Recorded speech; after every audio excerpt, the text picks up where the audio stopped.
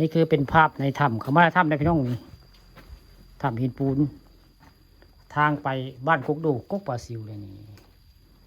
มันนี่มาเทื่อที่สองเลยปกติมาหน้านี่เจ้าหลาน ครับ น้ำสิไหลตลอดได้นี่ ครับแสดงว่าฝนยังบ่เต็มที่เป็นรายปี บ่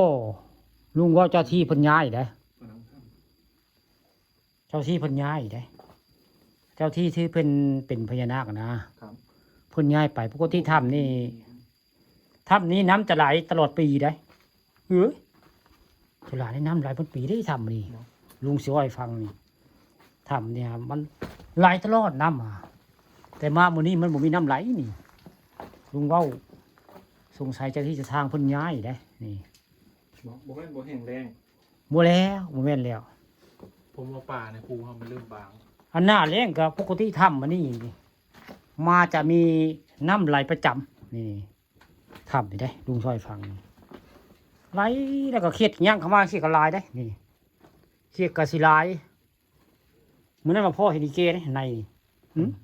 มันเลขเขาในมันเห็นเกตัวหนึงไปเลยนี่เฮาย่างนี่ก็สิเห็นเห็ดอึกนี่หลายเนี่ยนี่แต่มาเท่านี้บ่มีเจ้าหลานบ่มีได้ คนมาอ่านการแล้ว หมดแล้ว มันน้ำบ่ไหลเด้สลานน้ำบ่ไหลลุงสันนิษฐานว่าเจ้าที่เพิ่นอาจสิย้ายเจ้าที่ก็คืออันเพิ่นเป็นพญานาคเนาะว่าง่ายๆนี่แต่ก่อนเพิ่นอยู่เพิ่นสิน้ำก็สิไหลตลอดได้นี่เข้า มาใหม่ๆนี่ มาเทื่อนึงได้พี่น้องมื้อนี้เทื่อสองนี่มาบัดนี้ แล้วก็ความอบอ้าว เทื่อสองแต่ไม่รู้เป็นเพราะ นี่คือภาพในถ้ำและถ้ำหินปูน อากาศจะเย็นแต่ว่ามีความอบอ้าวเพิ่ม มื้อนี้ปฐมผสม น้ำมันเริ่มน้อยนะครับ มาแต่บ้านกุกโดกปะซิวได้ก็เลยทางผ่านนะทางผ่านก็เลยมาแวะภาพในถ้ำหินปูน ทางไปบ้านกุกโดกปะซิวได้นี่ถ้ำหินปูนบ้าด่างแล้วพี่น้องนี่ถ้ำนี่ปกติมันจะกว้างเลยนี่บริโภคเลยถ้ำ โอ้ นี่ มันนี่น้ำเสาะหลายกว่าเก่าเนาะ นี่